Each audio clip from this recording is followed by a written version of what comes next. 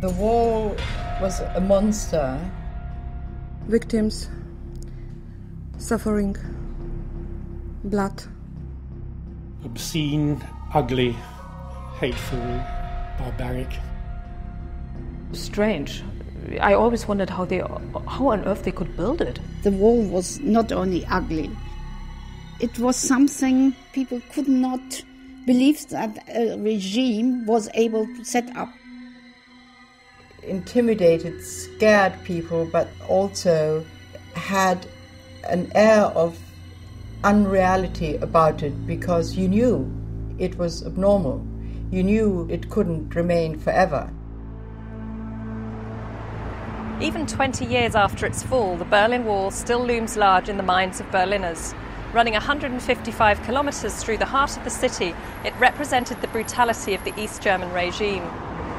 Nowhere was this more evident than here on Bernauer Straße, where the border literally sliced the street in two. Bernauer Straße probably is the most dramatic spot in the whole history of the Berlin Wall. The buildings on the street belong to East Berlin. However, the pavement in front of the buildings belonged to West Berlin. People could walk out of their own houses into the west, into freedom. So they blocked not only the main entrances, but also the windows, working their way up from the ground floor to the second and third floors, etc.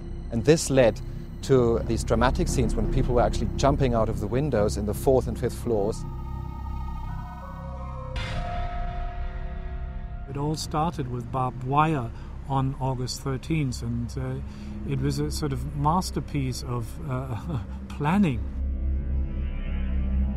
In the night from Saturday, 12th of August, to Sunday, 13th of August, at about 1 o'clock in the morning, they started to block the accesses towards West Berlin. Even the KGB didn't know about it. Bernauer Straße is also the site of some of the most famous escapes.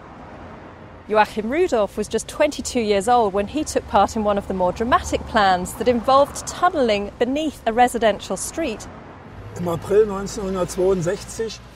1962, we started building the tunnel over there on Bernauer Street.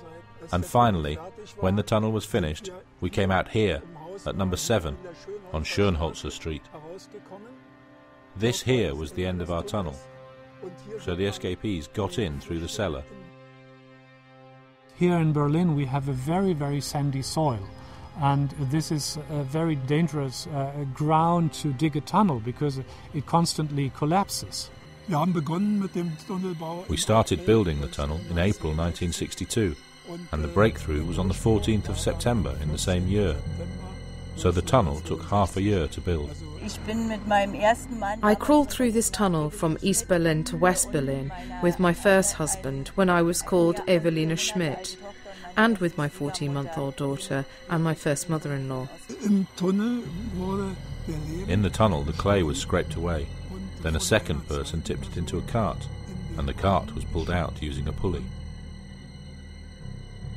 We lived for 12 hours in the tunnel, then slept for 12 hours, and then back into the tunnel, and so on for 5 or 6 days a week.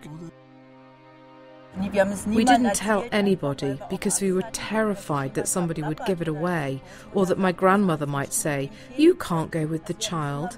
So we had to keep it to ourselves, and that was, of course, a heavy burden. I came around this street corner with my young daughter, and my first husband came with his mother from the other corner, so we didn't get noticed. Then we went into this house. We went down the stairs, then you slipped down a hole, a sort of chute. The tunnel was already full of water, and you had to get on all fours to crawl through the tunnel. It was really well organised. There was light in the tunnel. They took the child and kept telling us not to panic. All my things were completely damp and wet. I had lost my shoes, and then when all the other escapees arrived, we were put in a VW bus and driven to an apartment. To actually build a tunnel that was 130 metres long, not even the state police imagined that was possible, and that was our big advantage.